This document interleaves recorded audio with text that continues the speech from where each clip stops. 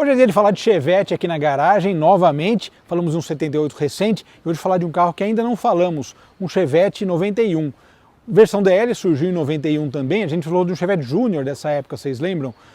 Um carro mais fraco, enfim. Esse aqui é um DL e uma história bacana, esse carro permaneceu a vida toda com o mesmo proprietário. Saudações, pessoal! Hoje é dia de falar de Chevette na garagem, novamente. Falamos do 78, o pessoal curtiu muito aquele carro.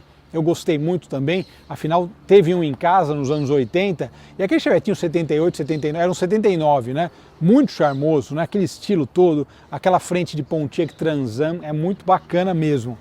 Como a gente sabe, o Chevette aqui no Brasil foi lançado em 73, Opel Kadett, não foi chamado de Kadett por razões, né, claro, regime militar na época e tal, o pessoal ficou meio receoso de dar talvez esse nome para o carro.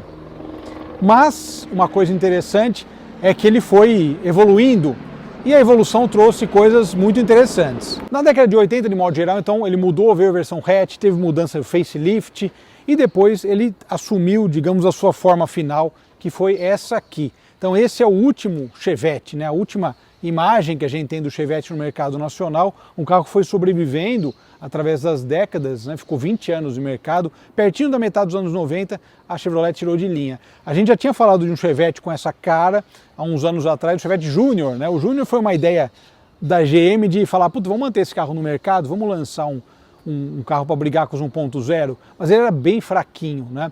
Não se comparava com o Corsa, que era um carro Opel moderno, que realmente fez sucesso, chegou aí ocupando um lugar também por vários anos de mercado com um ciclo de bastante sucesso. Esse Chevette especial é bem interessante, é um Chevette DL. A versão DL surgiu em 91, ela meio que substituiu o SL e o SLE. A SLE é um carrinho mais completo, mais parecido até, mantidas as proporções com o Monza no sentido de equipamentos de série, automático. A gente vai falar de um Chevette automático em breve, outro, né? A gente falou de um, acho que era um 84, se eu não me engano. A gente vai falar de um também com esse último facelift automático. Bem interessante, Chevette automático, uma ideia de conforto até para a época, apesar de não ser muito ligado a isso, né? O câmbio automático aqui no Brasil não era visto como algo confortável, mas muita gente já sabia do potencial de conforto, principalmente para o trânsito aí de grandes cidades. Então esse é um DL91, uma versão que vinha completa, até eu estava indo, para fazer essa matéria, eu estava lendo um comparativo da Auto Sport do Uno Mille, comparativo meio doido também, Uno Mille e Chevette DL, acho que não tinha saído o Júnior ainda, não tinha ainda. E daí eles falaram que o Chevette é bem completo em relação ao Uno Mille, apesar do Uno ser um projeto bem mais moderno, mas o Chevette ainda dava conta do recado, principalmente com essa característica de tração traseira, que foi uma coisa única nesse período, né? Você tinha um Opala que era maior e tal, mas quando a gente fala de um carro compacto, aqui no Brasil a gente teve poucos carros, né, com tração traseira. A gente viu que o Passat, que era um dos concorrentes, acabou tendo muito sucesso com aquele padrão clássico da tração dianteira. Bom, DL91, o que é legal, que eu falei na cabeça do vídeo desse carro, eu vou falar daqui a pouco guiando, mas passou a vida toda com o mesmo dono, isso é bem interessante, encontrar carros assim, quase que, não vou dizer intocados pelo tempo, mas com uma quilometragem baixa. É bem bacana para quem vai dirigir e, no caso, como eu conto histórias, para contar histórias também.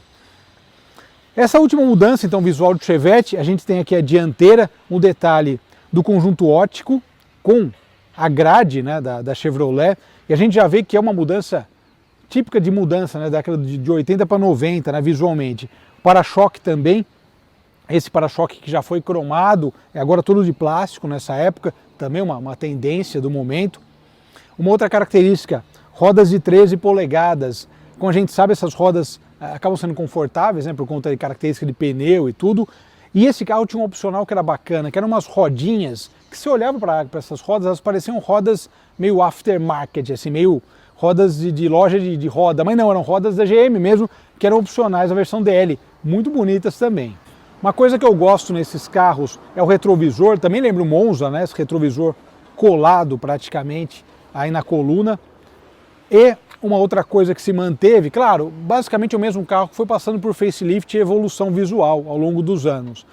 Esse vidrinho traseiro aqui, que isso aqui eu comentei na matéria lá do 79, era um item de conforto, né? Porque assim, quem ia atrás, hoje em dia todo carro tem ar-condicionado e tal, mas na época, se você for pensar quem ia atrás, como que a pessoa ia ter uma ventilação? Não tinha saída de ventilação, não tinha nada disso, então simplesmente ela abria ali e, digamos assim, tinha uma ventilação, podia andar com um pouquinho mais de conforto, de comodidade. E fechando aqui a parte traseira, esse desenho do Chevette, essa última fase do Chevette, tem essas lanternas tricolores e já dá, aliás, não só essa última, né, anterior também, a partir de 83, saiu aquele vermelho, lanterna rubi, e entrou tricolor para dar o toque final, que foi até o final da sua vida. Para quem gosta de porta-malas, olha aí, porta-malas do Chevette. Aliás, eu comentei, como no caso do Passat, né? Eram carros compactos, mas olha, o porta-malas tem uma capacidade bem interessante. Começando por aqui, uma coisa legal que eu sempre gostava quando era criança, e muita gente comenta aqui nos nossos vídeos a mesma impressão. Luzinha de porta, cara, luzinha de porta é um negócio charmoso. A gente, em casa só tinha Volkswagen na época, então não tinha luzinha de porta, né? Mas a Chevrolet usava, e isso eu acho sensacional. E olha só que legal, padronagem de banco também, alternando, né, o tecido, interessante. Uma coisa elogiada pela Autosport que eu citei há pouco foi o acabamento, o detalhe dos bancos altos, passa uma ideia de conforto, inclusive, né? Olha só, cara, e é confortável, hein? Eu sentei aqui, ó, o barulho de fechamento da porta, bem confortável. Olha só, luzes espia, uma coisa muito bonita, né? Luzes espia, não sei a opinião de vocês, comentem aí.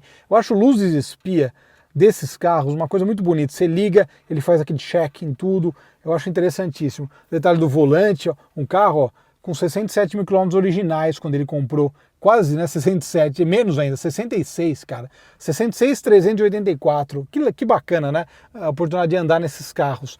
A posição como eu falei, né, a posição ergonomia é boa nesse sentido de posição de câmbio, passa o cardan e tal, os pedais daquele jeito, de Chevette, acelerador lá na frente, né, enfim, curioso, mas uma característica que se manteve a vida toda.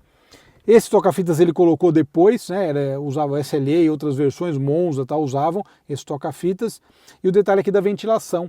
Carro simples, mas com acabamento interessante, o relógio digital, até que tem umas coisinhas aí que vale ressaltar. E também olha esse acabamento com a luz de teto, acabamento preto interno, mas é bem cômodo, viu? Bem confortável esse carro aqui. Sentado aqui agora, a gente percebe como ele é cômodo. E um detalhe também, câmbio de 5 velocidades. E aqui o motor de 1,6 litro, o HC, né, 1.6S, você lembra que teve 1.4 e 1.6 foi uma evolução, realmente um motor bem bacana. Vamos dirigir agora para falar das impressões, mas o cuidado aqui geral e coisas originais, né, que você encontra. Olha o detalhe aqui da manutenção, troca da correia dentada cada 50 mil, detalhe da bobina ali, os reservatórios também, o proprietário atual bastante cuidadoso. E o detalhe aqui da luzinha também, bem legal, uma coisa inimaginável na indústria automobilística atual.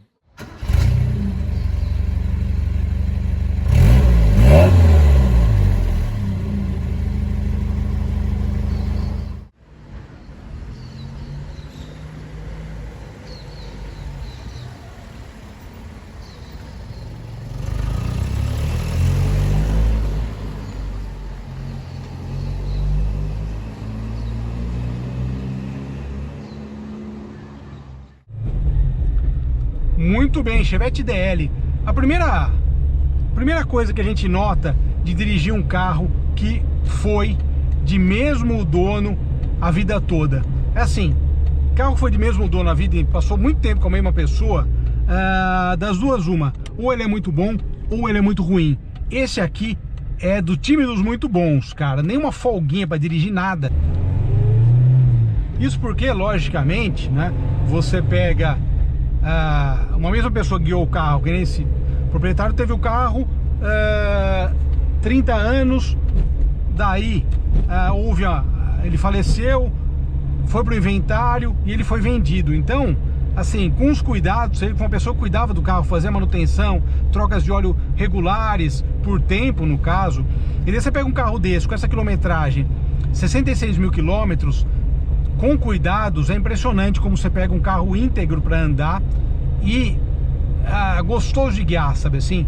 Cara, realmente aquele carro que você anda e te dá uma satisfação, sabe assim? Exatamente. Lembra aquele Passat LS com 25 mil quilômetros que a gente andou? A ideia é a mesma, só que num Chevette, né? É muito interessante, nada o que possa ocorrer eventualmente, folga na direção, os pedais, os barulhos próprios da embreagem, cara, tá tudo aqui redondinho. Cara, que incrível, a dirigibilidade do carro tá fantástica, né? Dá uma satisfação andar nesses carros, porque você está dirigindo, está guiando a história, né? Buzininha clássica da época, mas o carro tá muito íntegro, né? Tem placa preta, tal, tá bonito mesmo esse carro, por conta de estar bem conservado, né? Vou invadir aqui a faixinha só para poder, né, fazer a ultrapassagem ali, que é aquela curvinha meio complicada.